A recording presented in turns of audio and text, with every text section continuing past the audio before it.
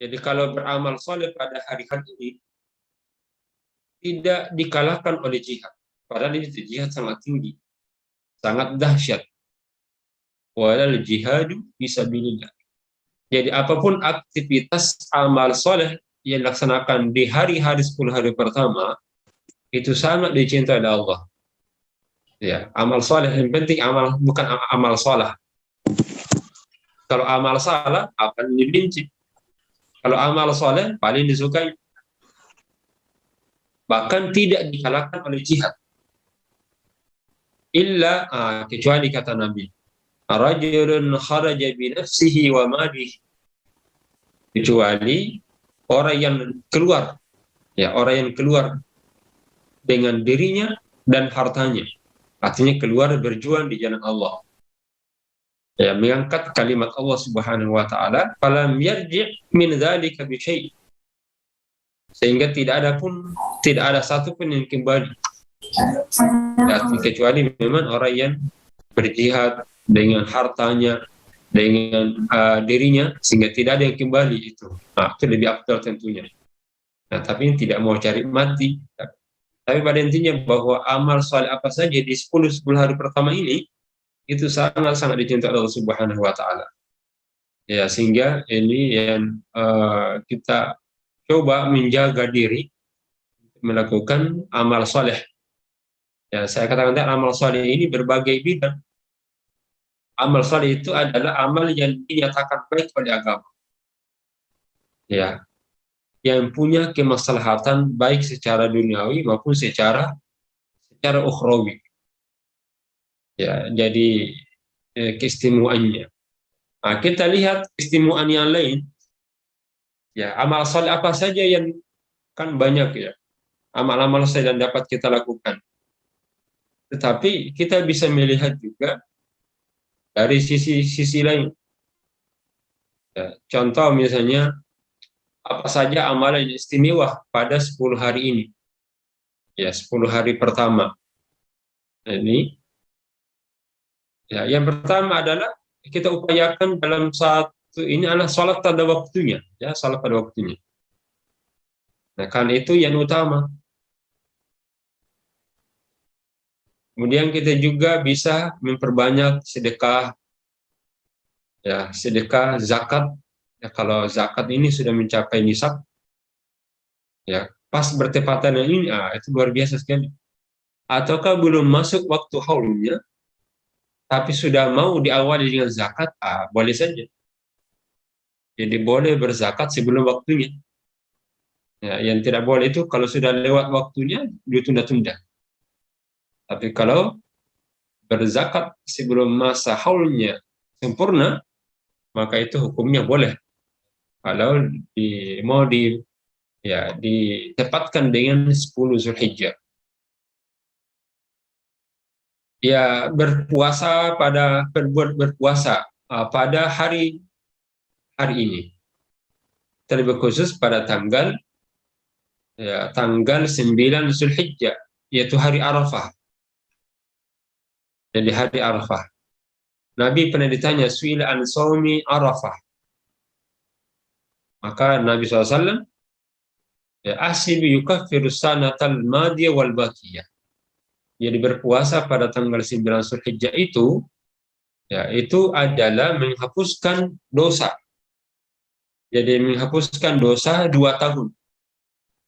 1 tahun yang lalu dan 1 tahun yang akan datang. Ya, ini berarti dahsyat sekali. Yang dimana di situ Nabi Shallallahu Alaihi Wasallam menjelaskan berpuasa pada tanggal 9 Zulhijjah. Nah, sekarang pertanyaannya, bagaimana hukum berpuasa tanggal 10 di 10 hari pertama? Atau kemudian tanggal 1? Karena fenomena kita dapati berpuasa mulai tanggal 1, 2, 3 sampai dengan tanggal 9. Apakah boleh kita berpuasa? Apakah memang Rasulullah pernah berpuasa pada tanggal pernah berpuasa di 10 hari pertama itu? Ya. Ataukah Nabi tidak pernah? Nah, ini namanya termasuk hadis-hadis muskil. hadis muskil. Yang pertama karena ya, memang ada satu riwayat Nabi SAW dari riwayat Hafsah bahwa Nabi SAW itu berpuasa di 9 hari pertama. Ya, 10 hari pertama kecuali tanggal 10. Ya, jadi kalau riwayat ini, walaupun riwayat ini diperselisihkan, ada yang hasan, ada yang lemah. Ya, karena ada perawi yang majhul, ya, yang menyatakan bahwa Nabi berpuasa 9 hari pada bulan Zulhijjah. Yang kedua, memang ada riwayat bahwa Nabi SAW, ya, dari riwayat Aisyah, dari sama-sama istri Nabi ini. Ya, kalau Hafsah, riwayatnya Hafsah bahwa Nabi SAW berpuasa pada tanggal 9 hari di bulan Zulhijjah. Lalu ada riwayat yang lain dari Aisyah, ya, dan riwayatnya Muslim. Dari segi kualitas sanadnya, hadis ini tentu lebih kuat daripada yang pertama. Karena riwayatnya Ahmad. Kalau yang pertama riwayat Ahmad, kalau yang kedua ini riwayatnya Imam Muslim dari Aisyah istri Nabi SAW. Di mana beliau menyatakan, ma ra'aitu Rasulullah, saya tidak pernah melihat Rasulullah SAW itu sha'iman fil ashr qatun. Tidak pernah melihat Nabi berpuasa 10 hari pertama pada bulan Zulhijjah sama sekali. Jadi ini menafikan. Riwayat Aisyah menafikan Nabi bahwa beliau tidak melihat Nabi SAW berpuasa di 10 hari pertama. Ya. Bahkan Nabi SAW dan yang lain mengatakan, lam yasum al-ashra. Nabi tidak berpuasa pada 10 hari tersebut. Nah, ini kan dua hal yang bertentangan. Jadi satu, riwayat Hafsah menunjukkan bahwa Nabi berpuasa 9 hari, tapi Imam Muslim Aisyah mengatakan Nabi. Nah, bagaimana cara menggabungkan? Secara kualitas hadisnya Aisyah lebih kuat daripada riwayat Hafsah. Bahkan ada yang melemahkan. Muttarib namanya. Muttarib itu artinya goncang. Ya, sehingga kita simpulkan bahwa yang utama itu khususnya adalah berpuasa di tanggal 9. Itu sudah kuat sekali. Yom Arafah. Adapun yang tanggal 1-2, ya kalau ada yang mau puasa silakan, tapi tidak seperti kedudukannya berpuasa pada tanggal 9 Zulhijjah. Nah, saya lebih condong ke bahwa yang utama itu tanggal 9. Nah, tanggal 1, 2, 3 tidak sama kualitasnya dengan tanggal 9. Ya, sehingga tidak bisa tidak dipermanenkan, ya. Seperti berpuasa 9 hari berturut-turut, 1 sampai dengan 9. Di putusan tarjih yang menjadi putusan itu hanya tanggal 9 saja. Artinya yang berpuasa tanggal 9 walaupun boleh tapi tidak dituntunkan. Hanya secara kuat. Tapi dengan dasar tidak menafikan yang berpuasa itu.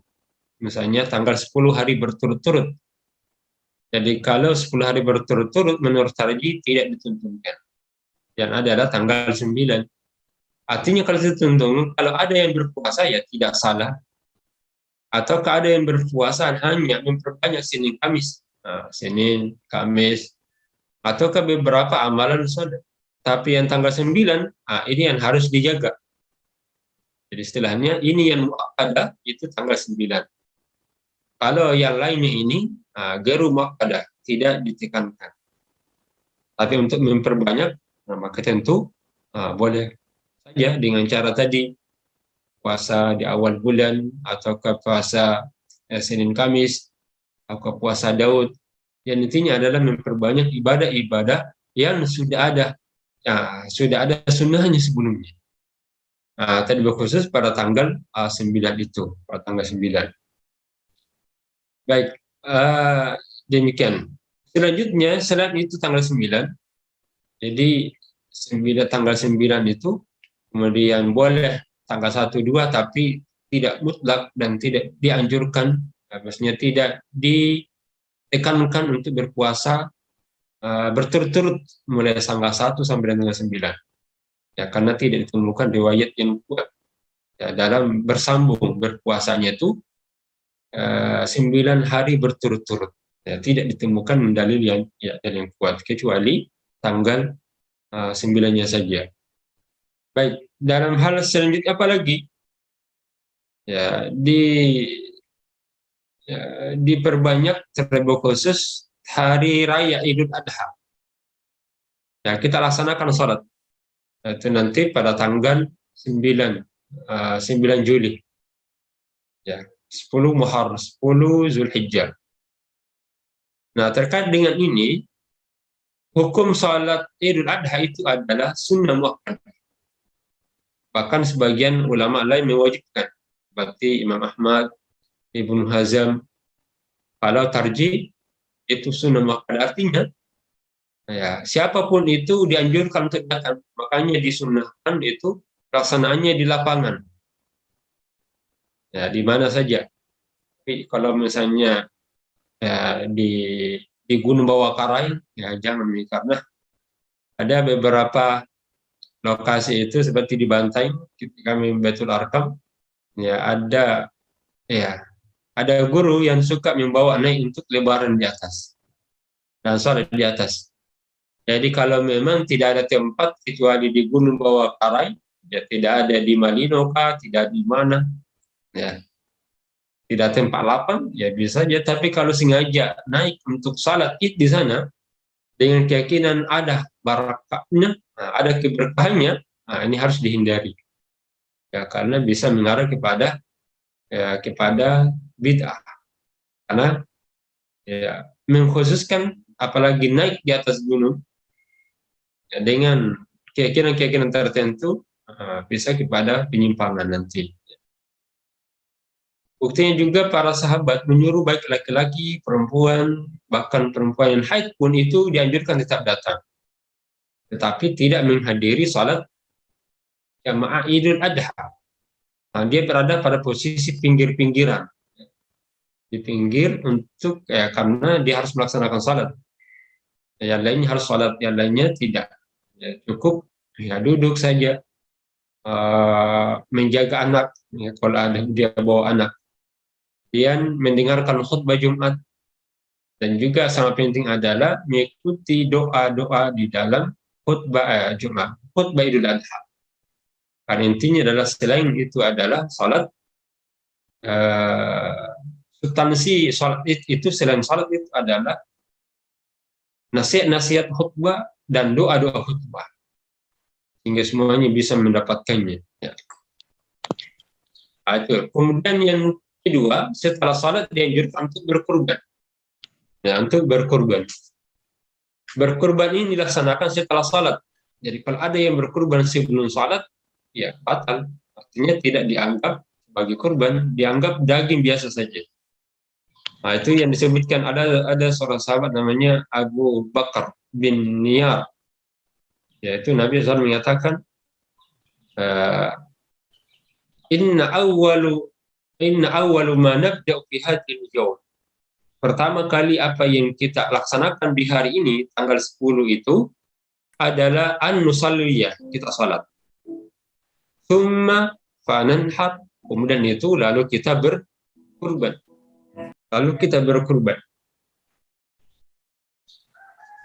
Maka siapa yang berkurban ba'da shalah faqad asaba sunnatana.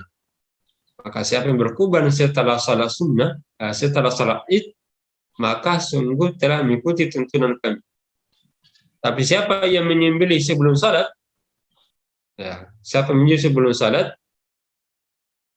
maka tidak ada baginya kurban. Tapi hadalah munkut di maliyahdihi. Ini sebatas daging saja yang diperuntukkan untuk keluarganya, tapi bukan bermakna kurban. Jadi kurban bukan kurban namanya. Nah, siapa yang harus berkurban di sini? Ya, semua yang berkemampuan. Yang berkemampuan itu adalah mereka yang punya kemampuan untuk membeli kambing. Ya, harga kambing 2 juta. Ya, harga kambing. Kalau di Bontonompo berapa itu harga kambing satu ekor? 2 juta, di 2 juta satu. Jutaan Ustaz, 1 ekor. Berapa? 2 jutaan. 1 jutaan berarti satu kali, berarti gaji setengah gaji itu ya, bisa setengah gaji. Bisa disisihkan, apalagi kalau dua, kalau pejabat Unismu ini sudah wajib ini, ya sudah wajib, sudah ada jabatan. Jadi Ibu Ernawati ini sudah wajib berkorban. Ya. Suaminya wajib, tapi kalau istrinya belum. Ya, jadi kemampuan itu adalah kemampuan membeli hewan kurban pada hari hanya. Hari hanya.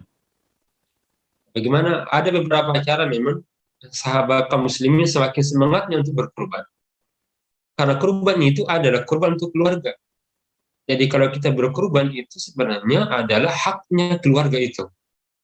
Saya biasa sampaikan itu, orang yang tidak berkurban itu artinya mengabaikan hak keluarga. Nabi SAW telah menyatakan, likulli baitin adhiyatun fi kulli amin. Bagi setiap rumah itu satu kurban setiap tahunnya.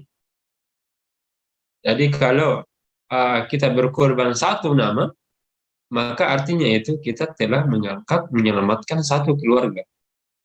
Maksud itu anaknya, anak-anaknya, perbanyak anak, istri, ya satu istri. Siapa saja yang menjadi keluarganya. Ya, kalau 2 istri ya masuk juga di situ. Ya. Kalau 10 anak ini ya masuk semua 10 anak. Yang penting telah menjadi tanggungan hidupnya. Jadi siapa saja yang punya hubungan kekerabatan, ada hubungan nafkah, maka dia akan masuk dalam kongsi kurban. Jadi kalau dalam satu rumah 10-20 orang, dapat semua itu 20 orang. Ada dengan atas nama satu. Artinya, bagi kepala rumah tangga memang, bagi para suami-suami, ini tidak ada sini suami-suami, ada juga. Kemudian ada yang mendengarkan dan disampaikan kepada suami-suami. Ada justru. Bahwa misalnya dari satu kepala rumah tangganya itu, ya suami lah masuk. Maka itu akan mengcover seluruh keluarga yang ada di rumah. Ya, bahkan para sopir-sopir atau tukang-tukang yang kalau memang dia biayai, ya, jadi nafkahnya itu, maka dia masuk. Jadi siapa saja menjadi tanggungan hidup kita, kan seharusnya mereka kita kasih makan, minum. Tapi kita sisihkan dengan kurban, makanya dia juga dapat itu. Mereka, karena hak-hak mereka itu kita sisihkan untuk pembelian hewan kurban. Nah, bagaimana kalau istri mau tuang berkurban? Ada kasus kemarin ini di masjid atas nama suami. Ya, tapi yang masukkan duit itu adalah istrinya. Masuk ke panitia masjid. Setelah masuk panitia masjid, nama yang dimasukkan bukan ibu, nama ibu yang membawa duit, tapi nama suaminya yang masuk. Nah, setelah diumumkan bahwa ternyata bukan nama yang masuk, didatangi itu panitia. Ya, kenapa bukan nama saya? Ya, ibunya ini, apa suami saya? Dalam seperti itu, karena mungkin wajarlah hasilnya itu dari ibu atau istri. Ya, ada 2 cara sebenarnya boleh. Yang pertama boleh atas nama istri, ya, karena gajinya diambil dari gaji istri yang PNS. Suaminya kasihan belum dapat apa-apa.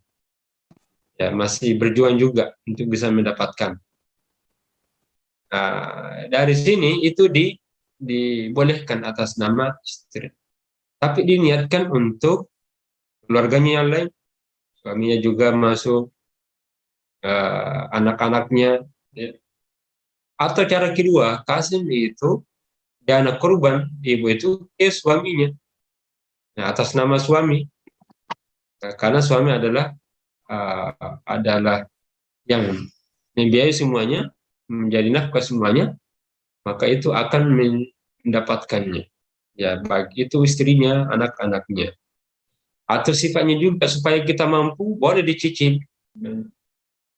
tabung, ya. Tiap bulan kita masukkan, tiap bulan pada akhirnya didapat 1 ekor kambing, ya 2 juta. Nah, datang kan buntu numpuk siap di sana itu ada. Nah, ada kambing siap 1 ekor. Nah, boleh juga berkongsi dengan 1 ekor sapi.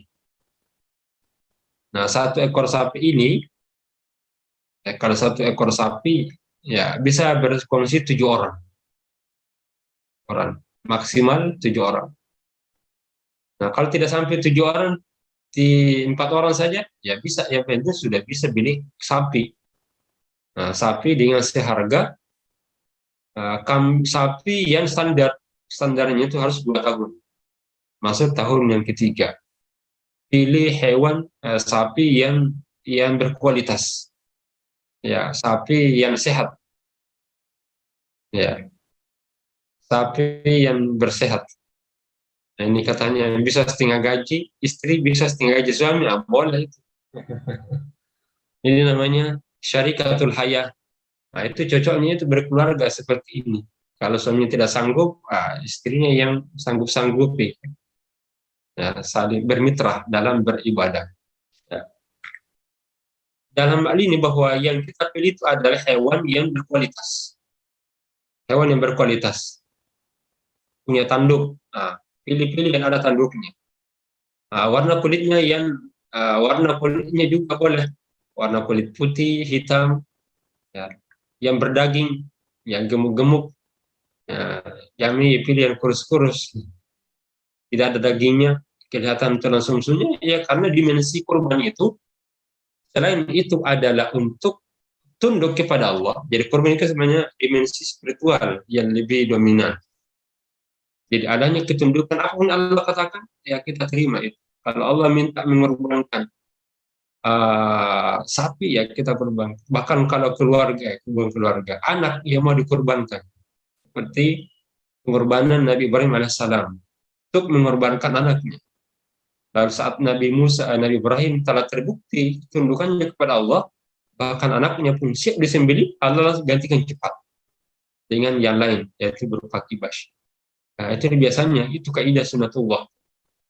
Jadi apapun yang kita kerahkan kita korbankan dalam diri ini, itu biasanya Allah akan gantikan yang lebih baik. Walaupun mungkin sangat berat. Dan biasanya kalau itu bermudarat bagi kita, Allah akan gantikan. Allah ubah bentuk pengorbanannya. Nah, bukan yang itu yang dikorbankan. Ya, dengan cara yang lain. Ya, karena sunatullah itu Allah tahu apa kebutuhannya. Ini seharusnya bagi kita yang berkorban ini adalah upaya untuk bisa melahirkan jiwa-jiwa spiritual tunduk sami'na wa ata'na. Karena akan terbuka keberkahan. Kurban ini kan sebenarnya, ya kan harta itu sifatnya disukai. Nah, saat kita mampu mampu mengeluarkan apa yang disukai, itu berarti kita telah berkorban. Dan pengorbanan ini itu ada yang menyuburkan segala upaya kita. Jadi pengorbanan adalah menyubur segala amal soleh yang kita lakukan. Kan kita diminta untuk bercocok tanam, menanam kebajikan. Ya, di mana saja. Di mana saja kita berada, ya kita menanam kebaikan itu. Ya, di Unismu, apakah di SMP, di mana saja kita berada, harus ada kebajikan yang kita tanam. Tapi kebajikan ini akan subur kalau ada jiwa-jiwa pengorbanan. Kalau ada keinginan berbagi. Ya. Jadi selain ikhtiar itu ada daya upaya kita, kesungguhan kita, tapi jiwa pengorbanan itu akan menjadi pupuknya. Dia akan tumbuh subur. Dan ternyata dilihat oleh para sahabat ini amalnya, ilmunya biasa-biasa saja. Tapi karena jiwa pengorbanan hartanya, ketika Allah minta mereka berhijrah, serahkan semuanya. Rumahnya, bahkan keluarganya, hijrah ke Madinah, maka mereka dikenal sebagai manusia terbaik setelah Nabi SAW dan para Nabi. khairul quruni qarni, thumma alladziina yalunahum, thumma alladziina yalunahum. Nah, inilah jiwa-jiwa ini, ya, jiwa pengorbanan dalam rumah tangga. Jadi kalau dalam rumah tangga ini tidak banyak pengorbanannya, itu akan menjadi beban. Tapi saat kita mampu berbagi, insya Allah kan keluarga itu jadi berkah. Ya, minimal ada yang kurban wajib. Ya, kurban wajib itu kepada istri, kepada anak. Nah, bagi rumah tangga ini, nah, itu kurbanan. Ya, ada yang kalau kemarin saya sampaikan dalam beberapa bahwa perintah Allah itu kan sebenarnya makanan ruh. Ya, lalu mungkin saya sampaikan ini. Setiap perintah Allah itu adalah makanannya ruh dan makanannya jiwa. Dan sekaligus ialah tempat rehatnya fisik. Jadi kalau kita mau rehat-rehat, datangi itu perintah Allah. Karena pasti fisik akan istirahat dengan melaksanakannya itu. Dan kalau hati ini lagi gersang, hati lagi lapar, haus, maka makanannya adalah telusuri mana perintah-perintah Allah. Itu dikatakan bahwa perintah Allah itu akan menjadi, melaksanakan perintah Allah menjadi makanan hati dan makanan ruhnya seseorang.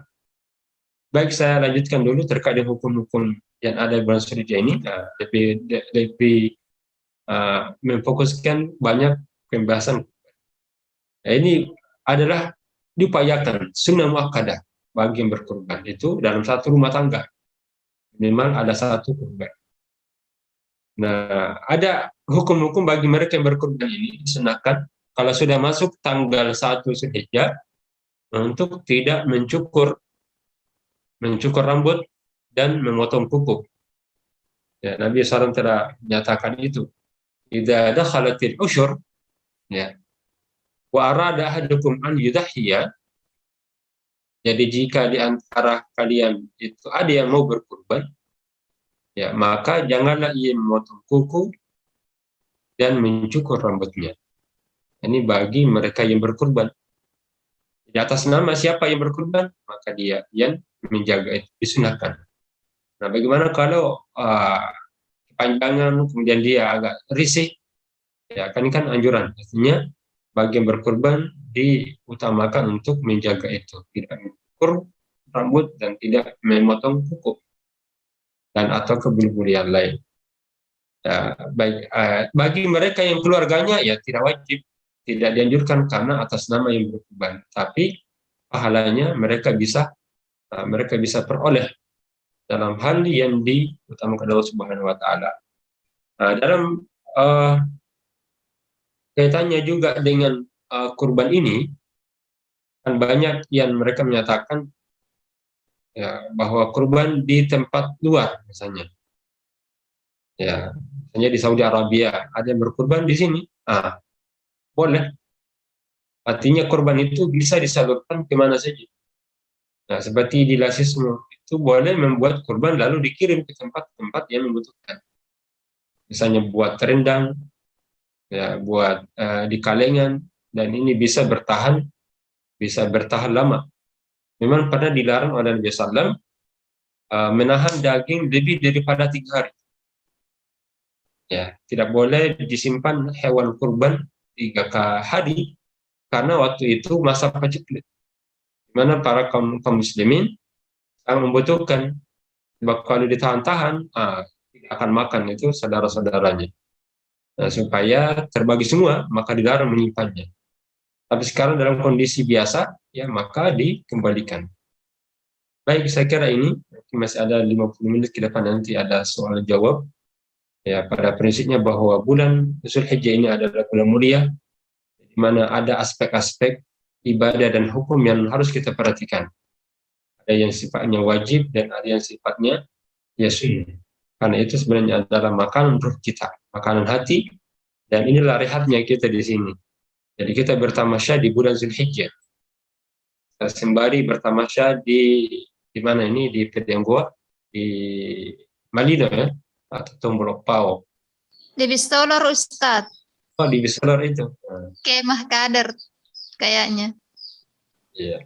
Jadi sudah bertamasya memang ini. Nah, digabung di situ juga. Ya, dengan amal saleh yang lain. Baik, saya kembalikan dulu ke Iya, alhamdulillah itu tadi materi kajian kita seputar hukum-hukum pada bulan Zulhijjah terkait dengan bulan haram. Namun sebenarnya di sini ada juga terutama yang di kampung Ustadz ada juga yang salah paham menganggapnya bulan haram itu adalah bulan berhubung karena namanya haram maka dianggapnya bulan yang tidak bagus seperti itu. Padahal sebenarnya kebalikannya, justru bulan ini adalah bulan-bulan istimewa di mana di dalamnya kita tidak boleh melakukan kezaliman. Dan juga banyak tadi dijelaskan terkait dengan amalan istimewa pada bulan Zulhijjah ini termasuk berkorban. Nah, saya yakin teman-teman sekalian, Yunda, ada mungkin yang ingin ditanyakan atau untuk diperjelas. Ya, ada juga di chat. Dan mungkin yang ingin langsung saya persilahkan.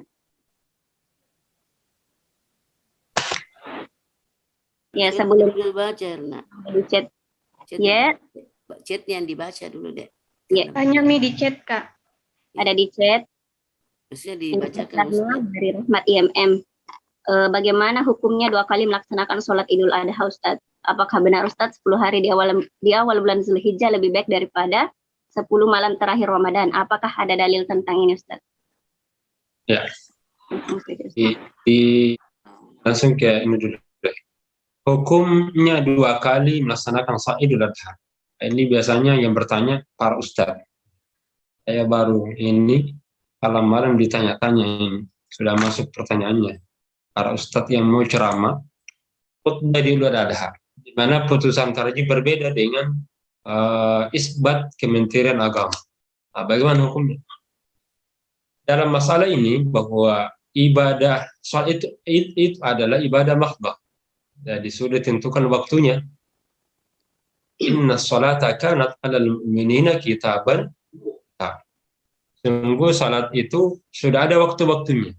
Salat subuh ada waktunya, salat maghrib ada waktunya, salat isya juga, salat duha juga ada waktunya, salat Idul Adha juga ada waktu.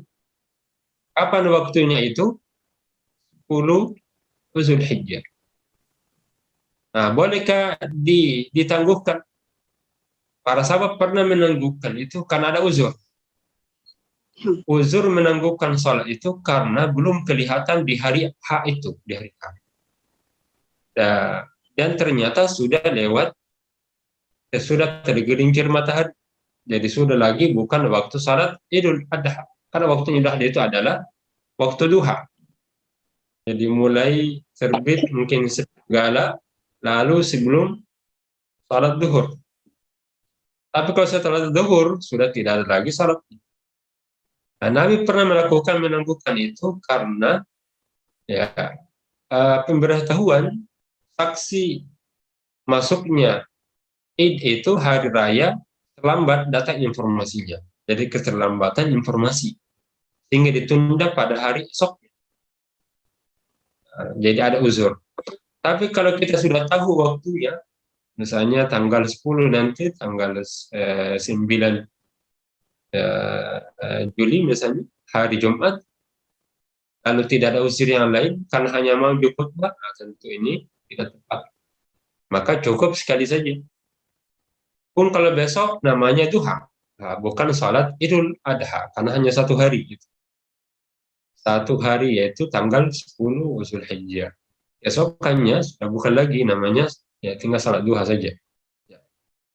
Jadi saya kira itu kalau tidak ada uzur, maka cukup sekali karena sudah ditetapkan waktu-waktunya. Yang kedua, apakah benar 10 hari awal Zulhijjah lebih baik daripada 10 malam terakhir Ramadan? Nah, ini memang tidak ada dalil khusus. Karena masing-masing punya keistimewaan.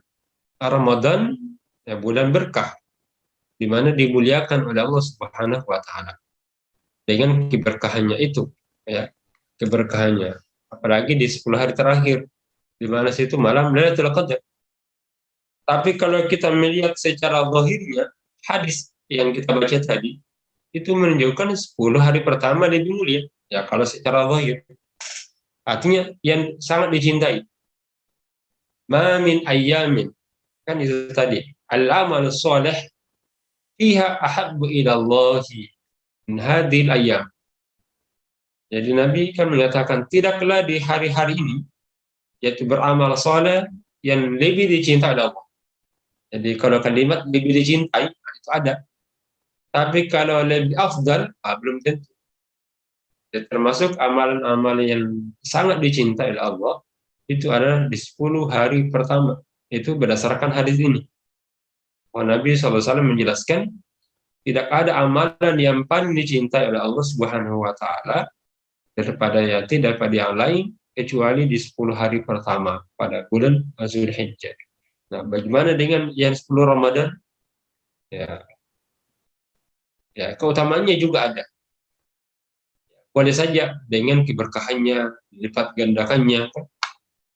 Hingga ada istilahnya, ada lebih cinta disukai, itu di 10 hari pertama.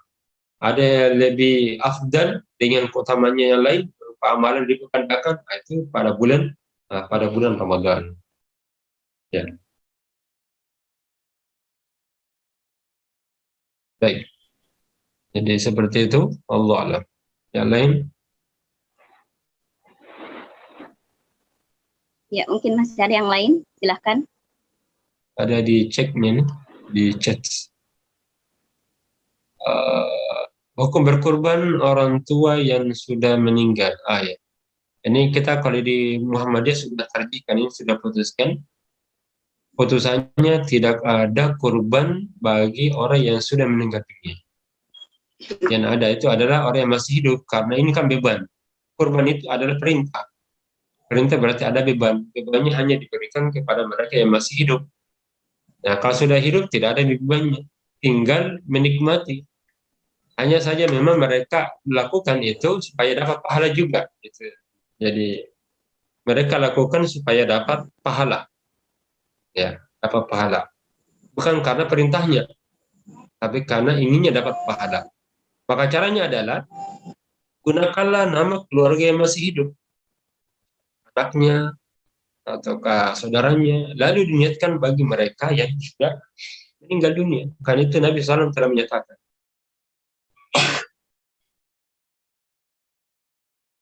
Nabi SAW menyatakan bahwa ketika beliau berkurban, hada min Muhammad wa min ali Muhammad wa min ummati Muhammad. Jadi dia berniat, ini adalah kurban untuk Muhammad dan untuk keluarganya Muhammad. Dan keluarganya kan ada yang masih hidup, ada yang sudah meninggal dunia, maka dia sudah masuk di dalamnya. Jadi kalau kita mau mendapatkan agar orang tua kita sudah meninggal dunia dapat pahala juga, bisa dilakukan dengan cara ini. Orang anaknya yang berkurban, lalu diatkan juga bagi orang tuanya yang sudah meninggal.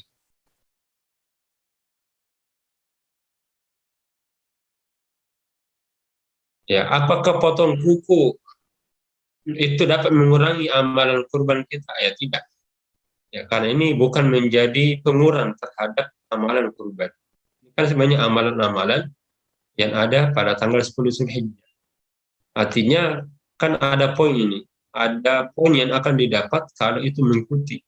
Kalau itu terjadi misalnya, ya tidak mengurangi pahala, tentu akan luput dari keutamaannya, yaitu keutamaan sunnah, ya, untuk tidak potong kuku dan cukur rambut. Baik.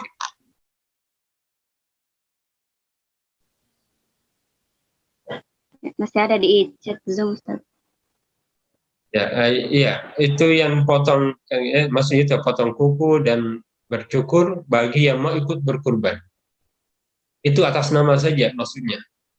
Jadi hadis Nabi kan mengatakan jika kalian masuk di 10 hari pertama dan mau berkurban, ada niat untuk berkurban, maka selama itulah kita harus jaga supaya tidak ada anggota badan ini, tubuh ini yang terlewat, artinya yang terbuang, kukunya, rambutnya, ini bagi atas nama yang berkurban.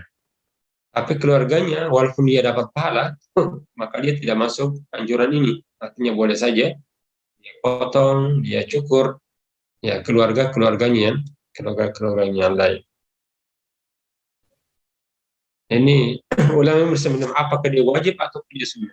Kalau ditarjih, ya menganggap anjuran sunnah dalam 10 hari pertama bagi mereka yang berkurban. Ya. Bagaimana yang baca khutbah 2 kali? Ya. Ya.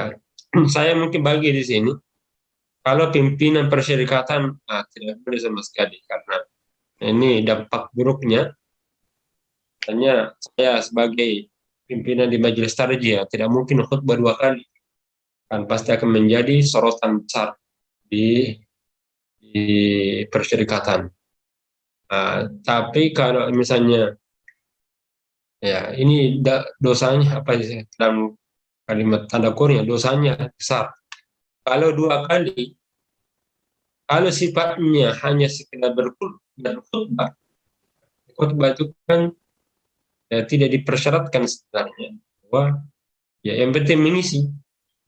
Khutbah ini masuk kategori sunnah syarat Id, itu berbeda dengan Jumat. Jumat itu hukumnya wajib ada khutbah. Tapi kalau Idul Adha itu ya khutbah bagian dari kelengkapan. Sehingga kalau ada misalnya hari Jumat tidak ada yang bisa berkhutbah, masalah Idul Adha tidak ada yang bisa khutbah, ya salat saja. Artinya salat Idul Adha. Ya tidak perlu tidak khutbah, bahkan khutbah merupakan sunnah. Nah, sehingga kalau dilakukan itu ya sekedar khutbah berarti bukan khutbah ya khutbah biasa, dianggap khutbah biasa saja. Dan ini tentu akan menyulitkan karena khutbah itu dilaksanakan khutbah Id pada salat Idul Adha. Maka sebaiknya kalau menurut saya ya daripada sulit-sulit sendiri ya bagus hindari. Nah, itu akan beban diri sendiri. Maka disampaikan lagi pada panitia masjid bahwa kami ini sudah ada putusan dan terkait dengan keyakinan, ya maka cukup ya sekali saja dicarikan pengganti yang bisa untuk bisa menggantikannya. Nah, tapi kalau misalnya tidak ada yang lain memaksakan juga, ya berarti sekedar khutbah saja, berceramah namanya untuk mengisi. Saya kira itu kondisi darurat, ya. Tidak ada yang lain kecuali itu. Wallahu a'lam bishawab. Masih ada di chat, Ustaz. Kuda bolehkah dijadikan sebagai kurban? Ya, ini kalau kita di putusan tarjih tidak ada kuda. Itu hanya unta, sapi, dan ya sejenis. Kuda ini tidak masuk ketiga jenis itu. Beda kalau kerbau. Kerbau itu ada kemiripan jenis dengan sapi. Gak bisa berkurban dengan kerbau. Apalagi dekat nama kurban. Kerbau. Jadi dekat namanya kerbau dari kata karuba.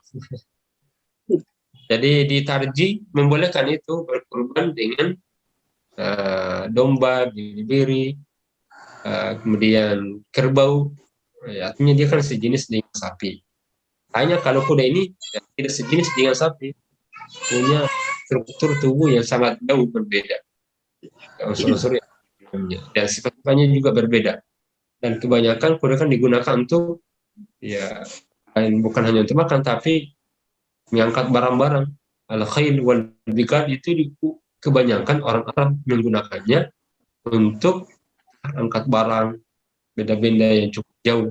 Sehingga di situ tidak dikenal kurban pada masa Nabi SAW dengan kuda. Iya. Ini Ustadz ada juga kemarin teman di FB buat status katanya mau kurban tapi masih ada utang. Nah menurut dia, tapi dia tidak sertakan dalil, makanya banyak yang bertanya. Menurut dia lebih baik didahulukan hutang, misalkan hutang yang dalam jumlah yang banyak, misalkan puluhan seperti itu. Karena menurutnya itu wajib, sedangkan berkurban ini kan sunnah muakkad seperti itu. Jadi bagaimana itu? Sebenarnya Ustadz mampu, mungkin karena gajinya setiap bulannya itu misalkan banyak atau melebihi dari bisa 2 kali kurban. Tapi itu dia tabung untuk membayar utang-utangnya seperti itu Ustadz. Ya.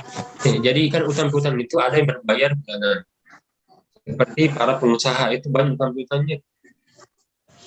Ya, kan ada bisnis. yaitu sampai miliaran, ya, yang harus dibayar.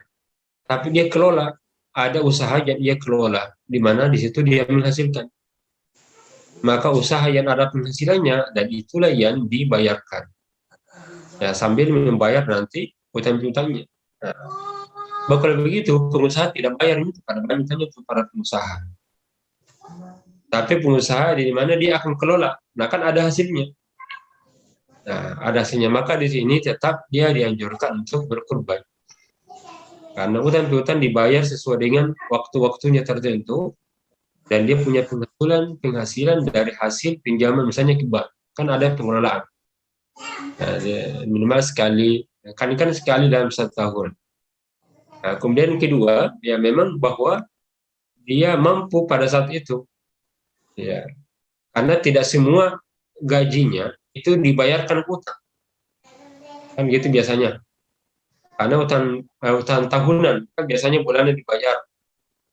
Misalnya bulanannya itu dia bayar 2 juta. Lalu ada makanan sehari-harinya. Nah, ada yang tersisa, nah itulah yang diberikan. Nah, kecuali kalau mendesak, ada yang sifatnya mendesak. Bahwa ada yang penagihnya. Nah, ini belum dibayar-bayar sama sekali. Nah, maka di sini tidak perlu dia berkorban. Maka kita lihat jenis utang piutang seperti apa. Apa utang piutang itu digunakan untuk mengelola bisnis, ya maka hasil bisnisnya yang digunakan itu. Tapi kalau memang dia berutang karena memang itu membiayai hidupnya, bisa bertahan hidup, nah, maka di sini tidak diwajibkan baginya. Perlu dilihat jenis utang piutangnya. Utang piutang berbisnis beda kalau utang piutang untuk memenuhi hajat kebutuhan primer. Nah, di sini yang tidak yang masuk situ.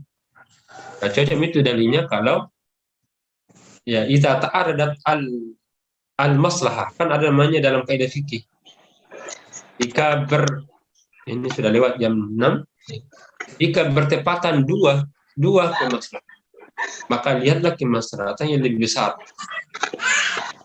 Atau dua kemudaratan yang berbenturan, maka hindari bahaya kecil, ambil risiko kecil, hindari risiko. Dengan menggunakan kalimat la yukallifullahu nafsan illa wus'aha, atau sisi lain adil yusrun, kami itu mudah, maka lakukanlah yang termudah baginya yang tidak memberikan beban lalu membebani dirinya. Saya biasa juga menyatakan kalau misalnya bagaimana kalau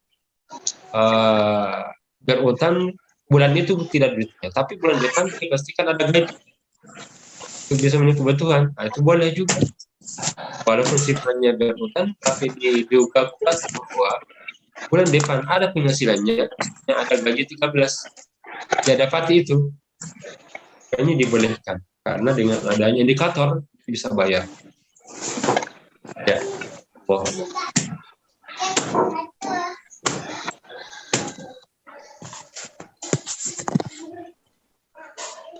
Masih ada di chat sebelum Ustaz, sebenarnya tadi sudah dijawab yang antara suami istri juga itu mungkin hampir sama dengan ini.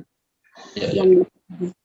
Ini apa boleh berkorban namun tidak sampai 1 bagian. Misalnya 1 bagian sekitar 2 juta, tapi saya bagi dengan saudara masing-masing 2 juta. Apa boleh? Itu namanya memilih satu tapi bersedekah. Ya, itu namanya bersedekah ke saudaranya. Kan 2 juta. Masing-masing dia bayar 1 juta, berkongsi. Kalau berkongsi kepada kambing itu tidak ada. Dan kongsi misalnya 2 orang untuk beli kambing. Karena maksimal 1 kambing itu ada 1 orang. Caranya bagaimana? Nah, yang satu itu yang menyumbangkan ke yang pertama atas namanya. Sedekah. Dan dia pun dia dapat pahala. Jadi satu dia dapat pahala kurban, atau dia sedekah kurban. Namanya sedekah. Jadi dia dapat pahala kurban yang pertama atas namanya, dan yang memberikan sumbangan dia dapat pahala sedekah kurban karena dianggap itu sedekah. Adapun di atas 2 nama, kambing itu hanya 1 atas nama 1 nama. tapi bisa diperuntukkan pahalanya kepada yang lainnya. Allah. Ya, syukur Ustaz atas ilmu yang telah diberikan pada pagi hari ini. Insya Allah sangat bermanfaat bagi kita semua. Namun sebelum kita akhiri mungkin ada statement dari Ustaz. Tafadhol. Sekarang kita jam 11. Ya. 6:11. Jadi makanan hati itu punya makanan wajib. Setelah melaksanakan kenyangkan hati dan ruh dengan ibadah yang wajib. Itulah rehatnya kita. Rehatnya seseorang saat dia mampu melaksanakan sholat ataukah yang diwajibkan. Yang kedua, kurban itu adalah ketundukan kepada Allah. Saat kita mampu menundukkan di hadapan Allah, maka dialah yang akan menyuburkan amal soleh kita. Ya, bagi kita yang punya kemampuan, mari kita berkorban atas nama Allah, karena itu adalah salah satu cara untuk berbaik kepada keluarga kita yang kita cintai. Assalamualaikum warahmatullahi wabarakatuh. Terima kasih Ustaz. Kami